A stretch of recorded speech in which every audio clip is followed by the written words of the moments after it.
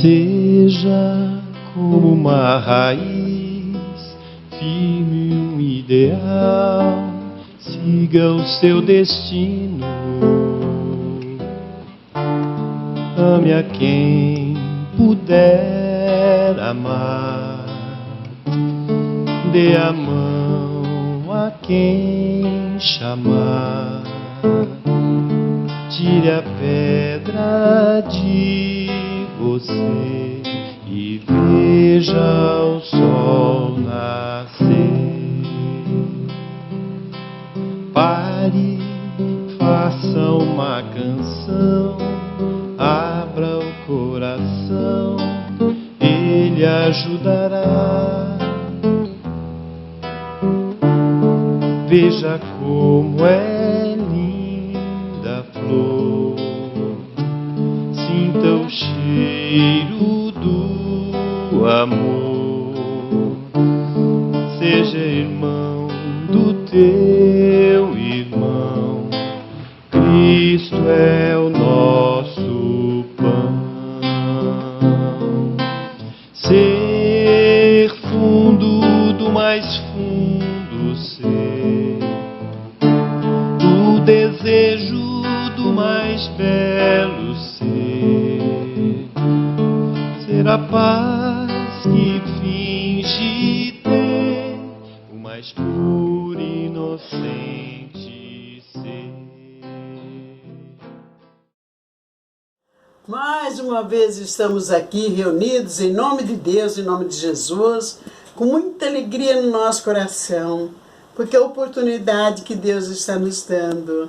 Minha gente, mais uma vez, o Evangelho da Semana do União Espírita Jundiaiense, estamos aqui com muito carinho para fazer isto, né? Que a nossa oradora, a nossa querida Valéria, é hoje que está no Evangelho, Livro dos Espíritos. Ah, mas como nós aprendemos, né, gente? Vale a pena. Vamos assistir do começo ao fim. Vamos participar também, né, gente? Vocês vão cantar comigo? Estou aguardando. Cantem comigo, cantem. Vamos cantar? A prece que Jesus nos deixou é o Pai Nosso. Cante comigo. Beijo.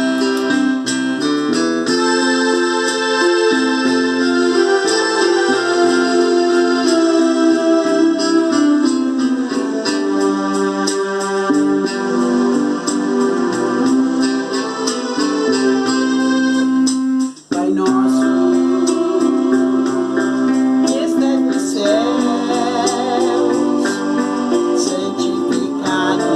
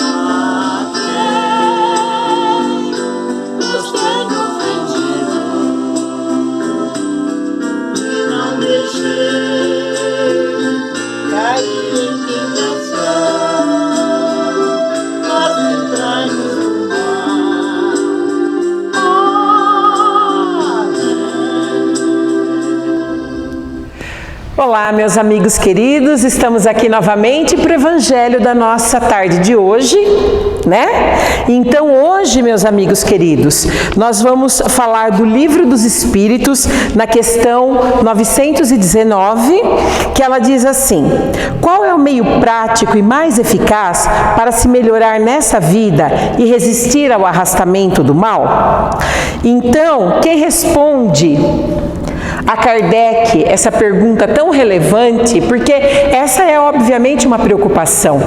Se nós estamos desejosos de uma melhora espiritual, nós queríamos um roteiro, né? um meio prático, muito embora os ensinamentos de Jesus, todo ele seja um grande ensinamento, mas nós seres humanos gostamos daquela coisa roteirizada, né? De preferência, como dizem, 3 jeitos práticos de emagrecer, né? Ou então assim, 3 formas básicas de você conseguir sucesso profissional. A gente adora coisa roteirizada, de preferência em pouca quantidade de itens, que é pra gente cumprir fácil. E mais ou menos o Kardec pede isso para os espíritos, né? Dentro de todo esse aprendizado maravilhoso do Evangelho de Jesus e de toda essa beleza da codificação dos espíritos, do ensinamento dos espíritos, como a gente poderia fazer de um modo mais direto, objetivo, para a gente poder avançar? E aí é Santo Agostinho quem responde a Kardec. E ele diz: lembra o que disse o sábio, conhece-te a ti mesmo. Aí Kardec dá aquela cutucadinha. Sim, sabemos que isso é verdadeiro, conhecer a si mesmo é uma boa maneira, mas como conhecer a si mesmo? Porque Kardec, ele aponta ali, né, uma coisa muito verdadeira. Nós temos uma dificuldade muito grande de nos enxergar do jeito que a gente é. Nós temos, via de regra, um olhar muito indulgente para com os nossos defeitos. Então, geralmente funciona assim: quem é avarento acha que é apenas cauteloso e previdente com dinheiro. Quem é, por exemplo, muito orgulhoso, via de regra, acha que é apenas uma questão de dignidade. Então, esses exemplos o Kardec dá, inclusive nesse diálogo com Santo Agostinho. Ele fala, então, mas nós humanos, nós temos essa tendência de dar uma amenizada nos nossos equívocos. E aí, como é que a gente faz para se conhecer direito? E aí Santo Agostinho diz, olha, então faça como eu fazia. Na minha vida, enquanto encarnado, quando eu ia dormir, antes de dormir, eu reservava um tempo para consultar a minha consciência e pedir ajuda a Deus e pedir ajuda ao meu espírito guardião, meu anjo de guarda, para que me ajudassem a me lembrar, a repassar meu dia.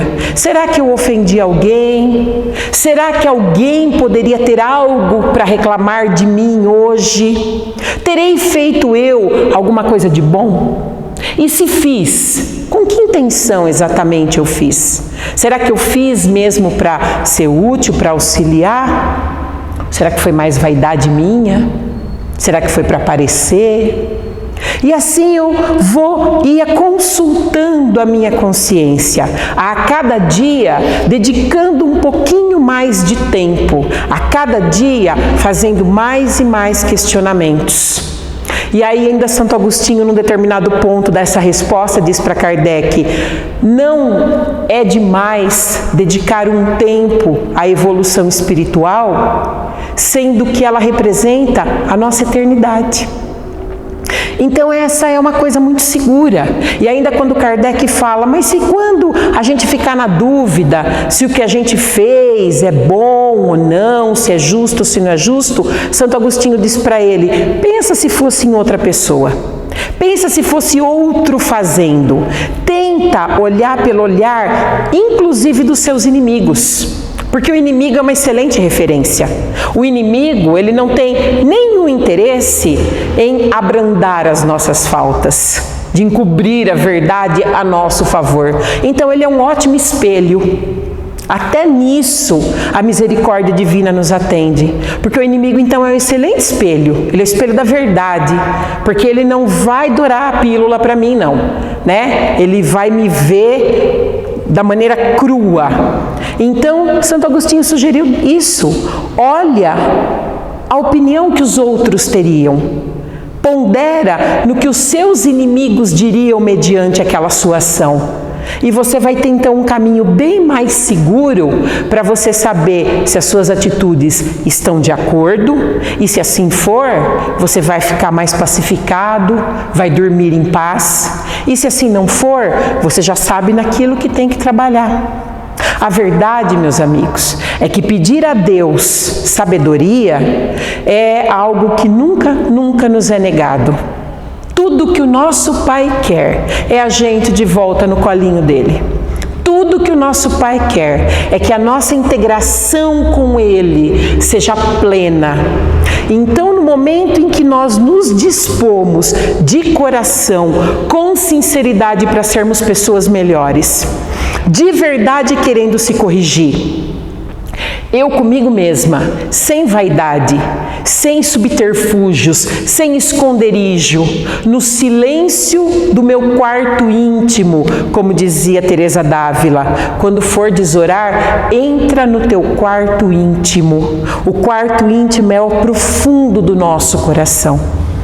Então, nesse momento, como disse Jesus, como nos ensinou o Mestre, converse em segredo àquele que vê em segredo o que se passa.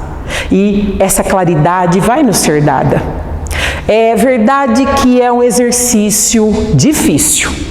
Tem horas que a gente vai se defrontar com coisas muito feias, que a gente não gostaria de aceitar que nós temos ainda. Acontece que nós temos. Nós temos uma sombra ainda dentro de nós. E tem uma luz, que é o lado que busca. Então, nesse sentido, que às vezes essa luz tem que fazer força para clarear a sombra. E assim, dessa maneira, a gente vai prosperando. É preciso ter coragem para a gente abandonar os velhos hábitos. Porque a gente se conforma e se conforta até mesmo no que está ruim. É uma coisa muito interessante essa nossa característica, a questão da zona de conforto. Nós temos isso, né? Nós nos conformamos, nós gostamos até mesmo daquilo que está ruim. Diz que tem uma historinha para ilustrar. Diz que o mineiro, né? Porque é sempre o mineiro. Mineiro é uma categoria de ser humano muito peculiar, que eu adoro. E diz que o mineiro estava andando ali pelas estradas de Minas, passou num posto de gasolina. Essa história quem conta é o Haroldo Dutra Dias. Parou no posto de gasolina, tinha ali um cachorro chorando, uivando, e ele entrou, abasteceu, foi lá, tomou um café, foi ao banheiro, saiu, e o cachorro uivando. Aquilo deixou ele desconsolado. Ele falou, escuta, falou ali para o frentista, por que esse cachorro chora dessa maneira? Ele falou assim, mas é porque ele está sentado em cima de uma tábua com prego. Está deitado em cima de um prego. Falou, meu Deus do céu, mas ninguém tira, por que ele não sai dali? É porque está doendo bastante para ele chorar, mas não o bastante para ele se levantar. E nós somos assim. Às vezes a vida, ela tá desgostosa. E muito fácil para nós nos queixarmos. A lamúria, a lamentação, a vitimização, ela traz um certo conforto, né? Eu sempre ser a coitada, eu assumir o papel de vítima, eu reclamar de tudo, vira um hábito deletério, negativo, que me faz mal, mas eu me habituo com aquilo. Então eu não mudo, o outro não muda, né? A gente tem aquela dificuldade, às vezes dentro do lar, às vezes no trabalho, em qualquer relacionamento da gente. A gente se habitua. Então é como quase que um joguinho de xadrez. Eu vou mover uma peça, já sei a peça que o outro vai mover.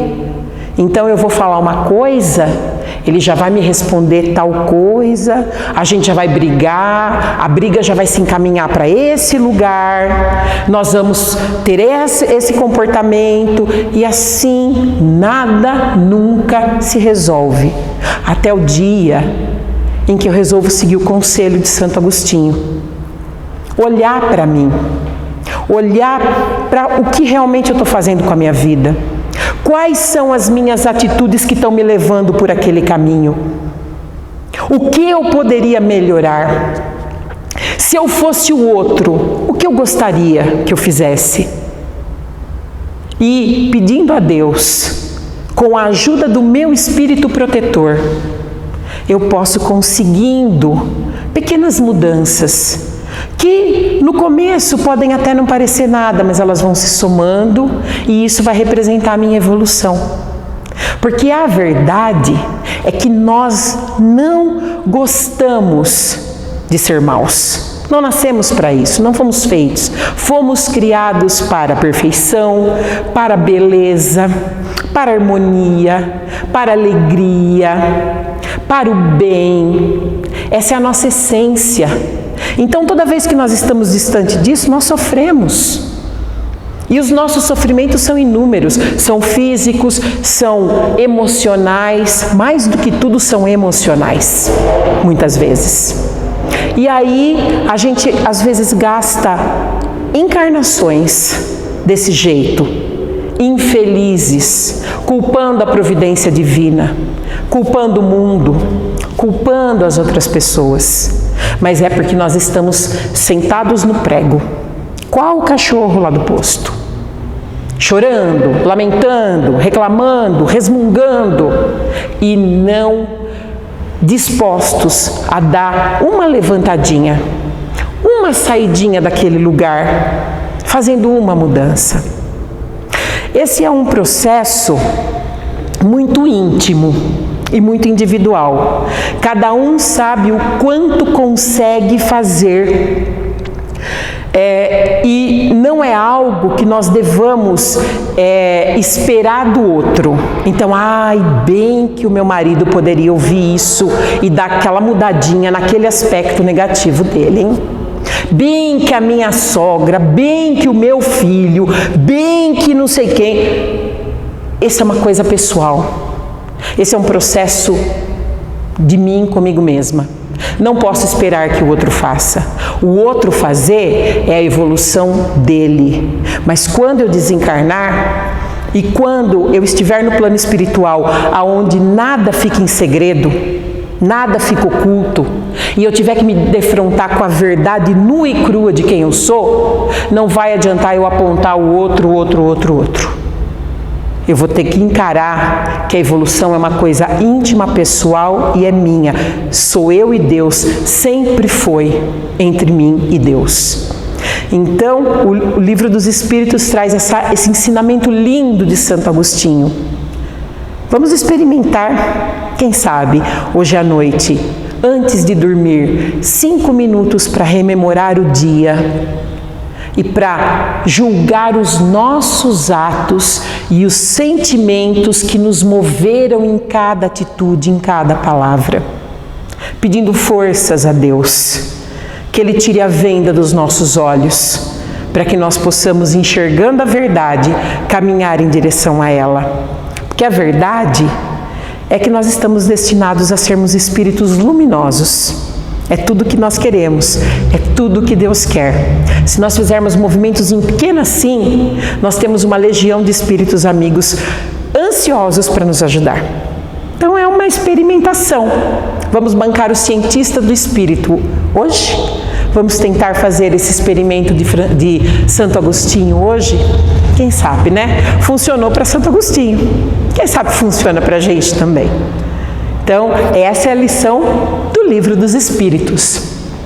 E ainda dentro desse assunto da evolução espiritual, do eu espiritual que vem caminhando, talvez há centenas de milhares de anos, o Evangelho nos traz uma parábola que é linda. Já foi dito que é a parábola das parábolas, uma das poucas que Jesus explicou, porque via de regra ele contava as parábolas, mas não explicava claramente, porque ele deixava que cada espírito absorvesse no seu tempo. Essa é uma das poucas que Jesus explica, que é a parábola do semeador.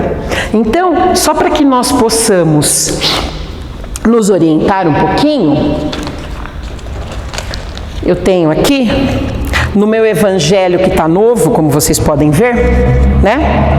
Que diz lá: naquele mesmo dia, Jesus, tendo saído de casa, sentou-se perto do mar e se reuniu ao seu redor uma grande multidão de povo.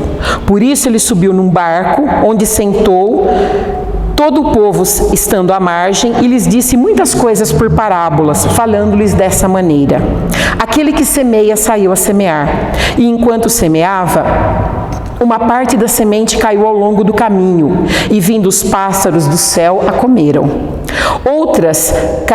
Outra caiu no lugar pedregoso, onde não havia muita terra, e logo nasceu, porque a terra onde estava não tinha profundidade. Mas o sol, tendo se erguido em seguida, a queimou, e como não tinha raízes, secou. Outra caiu nos espinheiros, e os espinhos, vindo a crescer, a sufocaram. Outra, enfim, caiu na terra boa, e deu frutos, alguns grãos rendendo 100 por 1, outros 60 por 1, e outros 30 por 1. Que ouça aquele que tem ouvido para ouvir. E na sequência, Jesus vai fazer a explicação desta parábola que ele deu ao povo. Então vamos falar sobre isso, vamos falar sobre a explicação de Jesus e pensar um pouquinho, né? Primeiramente, o que é parábola? Parábolas são histórias com fundo moral que usam elementos do cotidiano, né? Então, se a gente fosse contar uma parábola hoje em dia, a gente falava: uma pessoa pegou o Covid-19, né? Que é a coisa do nosso dia a dia, do nosso momento, da nossa realidade, né? Alguém pegou o celular e mandou o WhatsApp. São as coisas do nosso cotidiano. Mas o povo da época eram pessoas de vida agrária. Eram, na maioria das vezes, pequenos agricultores, agricultores familiares. A maioria não tinha estudo. Poucos tinham o privilégio de estudar. O povo, em geral, não estudava. E Jesus fala em alguns momentos, né, em vários momentos, que a importância de vir trazer os ensinamentos às pessoas que tinham pouco conhecimento. Porque esses, inclusive, que tinham pouco conhecimento, eram mais abertos que aqueles que eram estudiosos. Os estudiosos, os doutores da lei, os fariseus, eles eram pessoas extremamente arrogantes do seu próprio conhecimento da lei de Moisés e não aceitariam, Jesus percebeu os seus ensinamentos, como de fato não aceitaram. Nós sabemos que depois foram esses mesmos irmãos mais esclarecidos que conspiraram contra Jesus, com Roma, para que Jesus fosse crucificado e tudo mais. Sabendo disso de antemão, Jesus então vai falar ao povo, porque ao povo ele não fala em nível intelectual, mas ele fala em nível de sentimento. Se Jesus fosse trazer conhecimentos a nível intelectual, até hoje a gente não entendeu uma vírgula, porque Jesus é de um nível espiritual que nós não conseguimos cogitar. O conhecimento de Jesus é sobre tudo, de tudo o que nós não temos ideia de que existe. Então, intelectualmente, se hoje nós somos plenos ignorantes, o mais inteligente dos seres humanos não seria capaz de compreender, de atingir o entendimento que Jesus quisesse passar, naquela época então era impossível. Então Jesus usou a porta do coração. E para usar a porta do coração, ele usava essa didática maravilhosa do grande educador que é o nosso Divino Mestre, falando de assuntos do dia a dia, contando histórias que as pessoas conseguissem absorver a partir do seu conhecimento, do seu mundinho ali, e assim ele transmitia as orientações e cada um ia se assimilando no seu tempo. E a parábola do semeador fala justamente disso. A parábola do semeador fala de evolução espiritual e da capacidade de assimilar as verdades espirituais, o evangelho, que cada um vai tendo aos poucos. Então é muito interessante quando nós olhamos isso, dar uma analisada nos elementos dessa parábola. Que elementos são esses? O semeador, a semente, o solo, os pássaros, os espinhos, as pedras.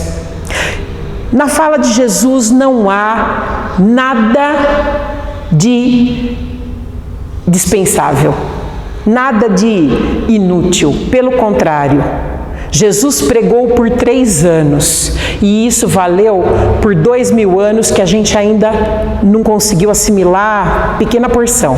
Ainda tem muito para saber. Em 3 anos de trabalho junto ao povo, ele deu muito mais do que a humanidade vai conseguir em 3000 anos. Mas, então, cada elemento das suas parábolas tem um porquê. O semeador saiu a semear. Quem é o semeador? Nesse contexto, é ele próprio, Jesus, que traz a boa nova de Deus, o evangelho de Deus, porque o evangelho não é de Jesus, o evangelho é de Deus. Não são verdades para os espíritos da terra, são verdades universais. Perdão é lei no universo inteiro. Caridade é lei no universo inteiro. O amor move os mundos.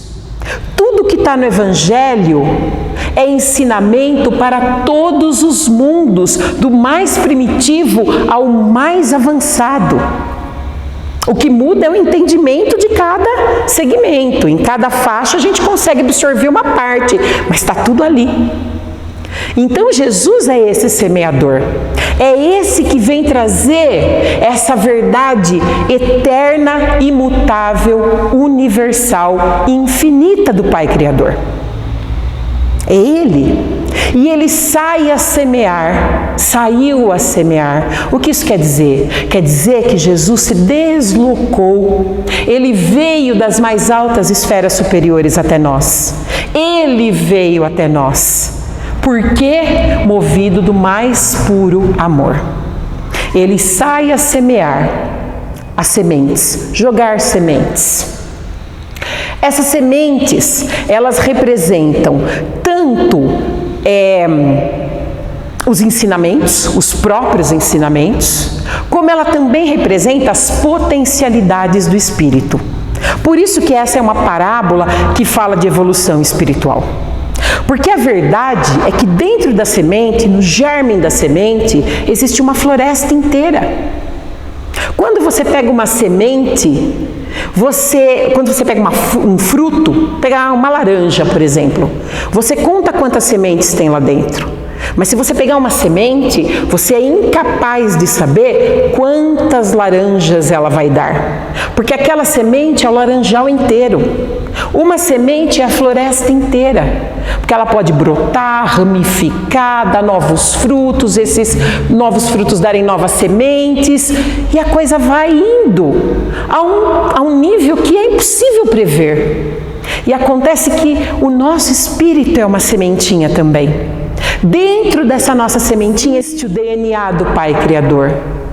Então cada um de nós é uma potência infinita.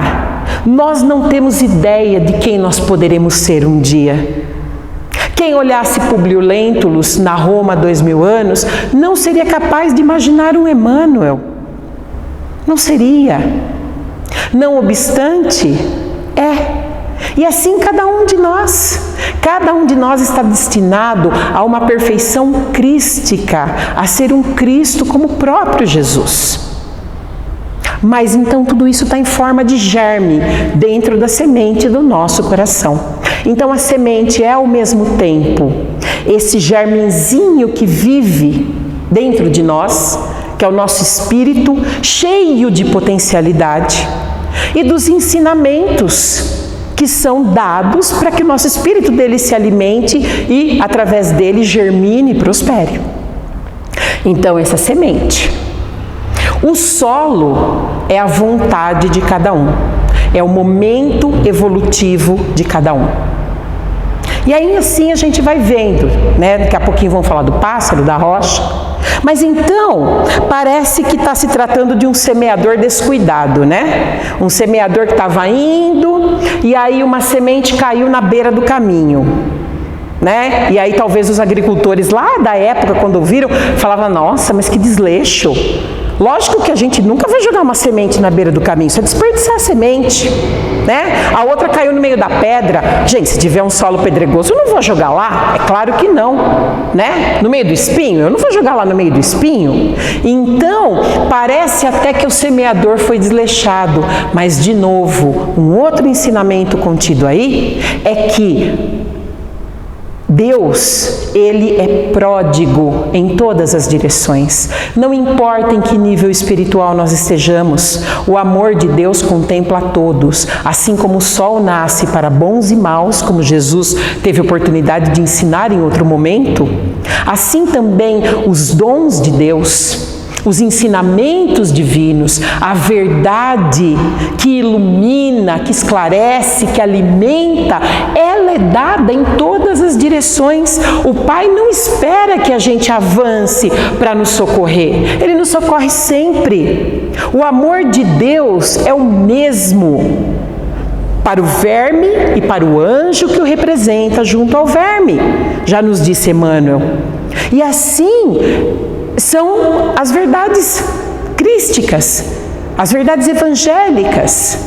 Para todos ela está disponível, mas a assimilação disso, o quanto isso vai germinar, o quanto isso vai virar, o quanto isso vai virar realidade para cada um, aí é a escolha de cada um. E aí é a questão do solo, porque o solo, Jesus fala em 4 situações. Ele fala da situação da semente que cai na beira do caminho, fica lá vulnerável, os pássaros vêm, comem e a destroem, por assim dizer. Quem são essas pessoas? Que espírito é esse que é como se fosse à beira do caminho? São aquelas pessoas que não estão minimamente espiritualizadas. São espíritos altamente embrutecidos, materializados, envolvidos unicamente com o seu aspecto animalesco de egoísmo, de orgulho, de interesses mundanos e, muito embora saibam de Deus, às vezes, muito embora às vezes até falem de Deus e usem o nome de Deus para manipular a outros, não têm nenhum tipo de vínculo com Deus, não estão ligados a Deus. Esses são solos bastante áridos, difíceis, secos, embrutecidos. Eles nunca vão conseguir sair disso? Eles vão. A exemplo do que acontece na própria natureza. Na natureza, quando você tem uma rocha, essa rocha, ela vai recebendo água da chuva, vento, né? Atrito de areia que vem junto com o vento. E o que vai acontecer com essa rocha? Lentamente ela vai desgastando, ela vai sendo triturada pelas intempéries, né? E ela vai aos poucos virando uma areinha, vai se transformando em solo. A rocha vira solo ao longo, às vezes, de muito tempo. Até que ela seja capaz, então, de que, como solo, absorver um pouquinho da água da chuva, ficar um pouquinho úmida. E aí ela vai, então, no caminho de ficando um ambiente menos inóspito. Isso é o que acontece na natureza com a rocha. Assim também esses corações empedernidos. Eles irão ser desgastados pelas intempéries das existências. É o que nós chamamos de dor-evolução. Os aprendizados difíceis que virão ao longo de muitas encarnações e que vai quebrando a dureza desses corações, para que eles se tornem aptos de receber de Deus as dádivas que são dadas de graça. Mas nesse momento, eles não estão aptos. Nesse momento, eles podem receber os melhores exemplos, as melhores orientações, ter acesso a conhecimentos lindos. Alguns têm, alguns inclusive são religiosos e usam isso para falar para os outros, mas o coração deles não absorve nadinha. A seu tempo. É assim. Eu já fui assim. Todo mundo já foi assim. Todos esses passos nós todos já palmilhamos. São então os corações que facilmente são arrastados pelo mal, facilmente são consumidos pelo mal. E aí a figura do pássaro, né, vai fazer essa figura daquele mal que vem e captura. Então são aquelas pessoas realmente perversas, que são capazes muitas vezes de muitas maldades porque são capturadas pelo mal, já que não assimilam nada. Depois ele fala daqueles que a semente que cai na rocha, no meio do solo pedregoso. O solo pedregoso é a maioria da humanidade nesse momento na Terra. Aí a gente pensa, que triste. Eu pensei que a gente estava um pouquinho mais para lá, um pouquinho mais perto do solo fértil, não está não? Não está. Infelizmente, a maioria de nós é solo pedregoso ainda. E o que é o solo pedregoso? É essa humanidade que dorme o sono gostoso da ignorância espiritual. É essa humanidade que tem aquela espiritualidade infantil, superficial, né? É aquela pessoa que, como diz aqui, né, Jesus fala, a semente cai nesse solo pedregoso, superficial, pouca terrinha, né, muita pedra ainda, muita rocha, só uma camadinha ali de terra por cima. A semente cai ali, logo ela brota, logo ela germina, né? Então aquela explosão, né? Mas logo não tem raiz em si mesmo. Olha que fala bonita, Jesus diz assim: mas não tendo raiz em si mesma, morre. O que é não ter raiz em si mesma? É não ter uma construção íntima. Então o que é essa criatura? O que é esse espírito? É aquele que até tem uma religião, que se diz espírita, se diz católico, se diz evangélico, se diz budista, se diz muçulmano, se diz hinduísta, se diz, acha bonito, vê os fenômenos espirituais, por exemplo, vê uma manifestação mediúnica, ai que encanto, vamos tomar passe, né? Vê uma obra de caridade, assiste o filme do Chico Xavier, que homem bom, coisa mais linda, acha tudo bonito, se encanta, mas rapidamente perde o interesse. Na vida não aplica nada, reserva a sua espiritualidade para o domingo de manhã dentro da igreja, para a tarde que vem no centro, ouve uma palestra. Então ouve a palestra, fica contente, vê um ato de bondade, acha lindo, chora, se emociona, mas não é capaz de absorver aquilo porque não tem raiz em si. Então é aquela coisa do verniz social, é aquela coisa leviana, é aquela coisa que inclusive muitas vezes presta um desserviço para a sua própria crença religiosa. Por quê? Porque é uma pessoa que de repente frequenta uma crença religiosa, se diz religioso em N vertentes, mas na vida se comporta como um ateu, se comporta como uma pessoa totalmente materializada. E aí diz assim, e aí o mundo vai dizer, olha aí, tá vendo? Tá vendo o que é? É espírita. E olha como é que é essa pessoa. Só tem interesses materiais. Então é aquilo, venho aqui no centro espírita e aprendo que todos somos irmãos, que não há diferença entre as criaturas. Aí eu vou lá fora, eu tenho atitude machista, racista, homofóbica, etc, etc, etc.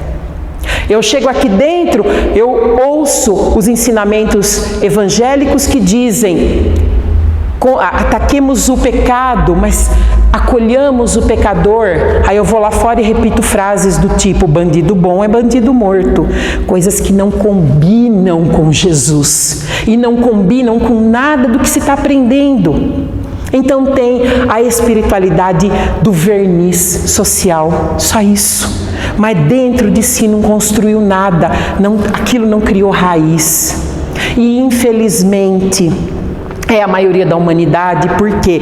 Porque nós estamos entregues à matéria, é o sono da matéria. E aí quando desperta no plano espiritual, quando a vida cessa, a vida física cessa, está lá no plano espiritual, fica desconcertado, constrangido completamente. Porque então, e mesmo nessa vida, quando chega a velhice, quando a beleza física vai embora, quando tem um revés financeiro, se desconcerta, se desconstrói completamente. Aí adoece do corpo, adoece da mente. Infelizmente, essa é a realidade da gente, da maioria de nós, infelizmente, né? O solo pedregoso só se empolga com o bem, mas não apreende nada desse bem. Aí Jesus fala ainda de um terceiro tipo. Ele fala do solo onde a semente cai.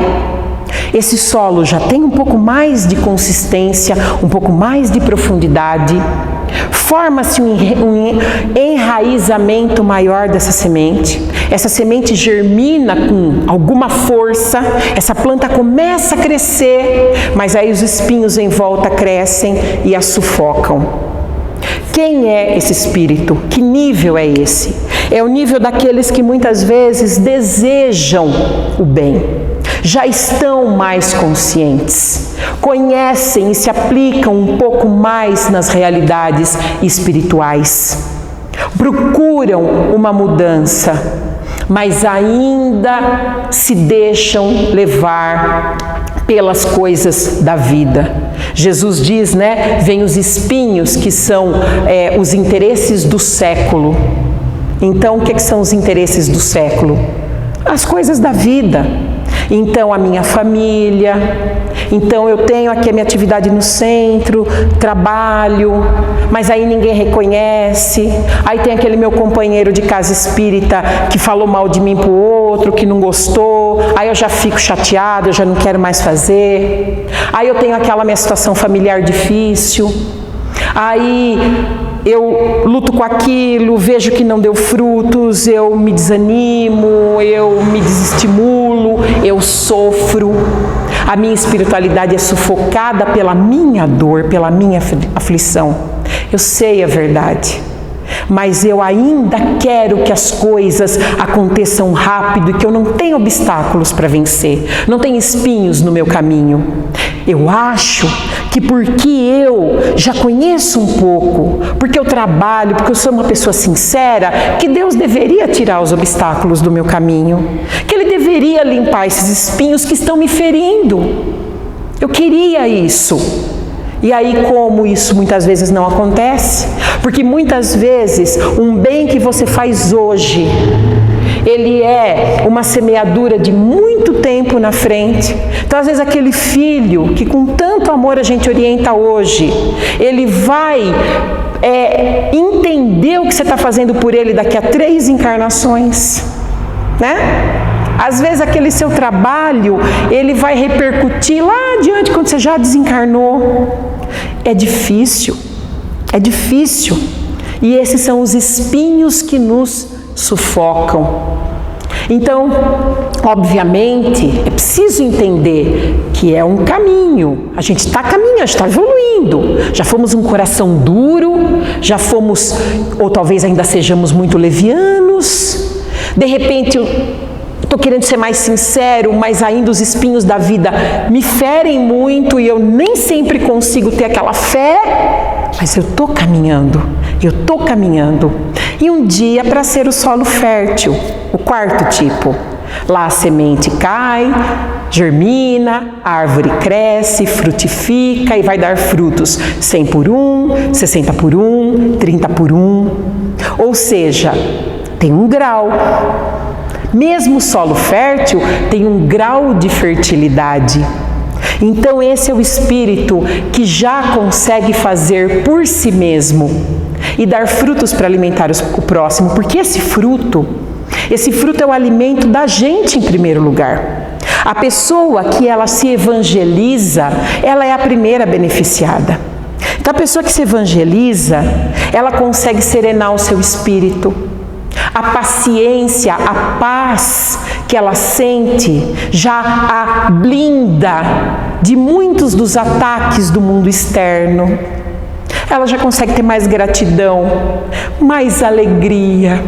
Acordar a cada manhã, ver aquele céu azul, aquele sol lindo, aquela flor de cor maravilhosa, e aí ela consegue aquecer o coração, esquecer as dores, agradecer a Deus, confiar. Quando vem um revés, vem uma dificuldade, ela já consegue ficar estável e dizer: Deus está no controle, Jesus está no controle, vai passar.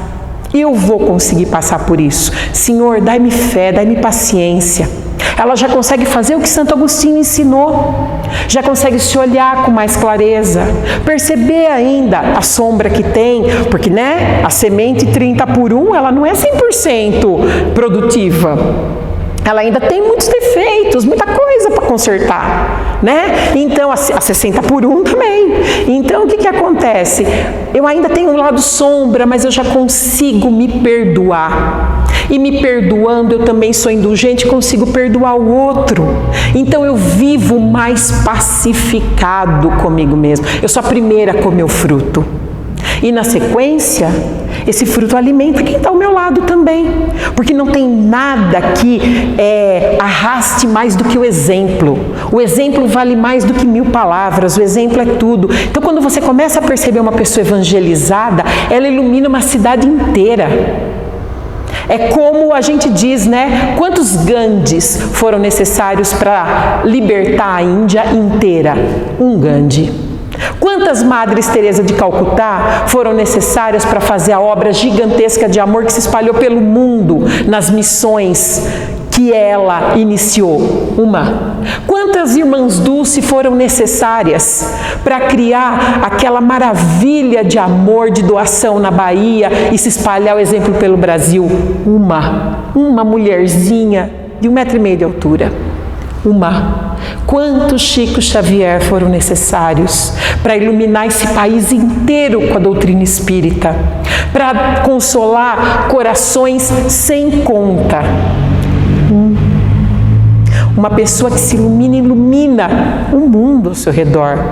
Ilumina a família, ilumina o trabalho, ilumina os amigos, ilumina a sua crença religiosa, se ela a tem, ilumina o mundo. Então esse fruto maravilhoso, mesmo com sombra, mesmo com dificuldade, mesmo não conseguindo ser 100%, porque a semente que germinou e deu frutos a 100/1, 100% de produtividade, nós só conhecemos um exemplo na Terra, é o Cristo. O Cristo é 100%. 100% de produtividade e aproveitamento. Mas ainda assim, e não nos esqueçamos disso, desde lá, da rocha dura, seca e fria, de um coração perverso, o amor de Deus já se lança com toda a bondade, com toda a misericórdia, com toda a prodigalidade. Tenhamos dessa tarde e desse evangelho maravilhoso do Cristo, essa percepção. A percepção de que nós estamos numa caminhada de transformação do nosso coração. Não é uma caminhada fácil, mas a gente só precisa acolher esse semeador. E a gente só precisa lembrar que o germe da perfeição mora dentro de nós. Não desanimemos. Um dia de cada vez. Muito obrigada. Nós aprendemos nessa tarde, gente? Coisa maravilhosa. A gente aproveita tanto nesse evangelho, para vibrar para nossa família, para nossa casa, para todo o mundo que está precisando das nossas vibrações de amor. Foi muito linda. Valéria, beijo para você, minha amiga. E vamos agora então cantando a prece de Francisco de Assis. Cantem comigo essa prece.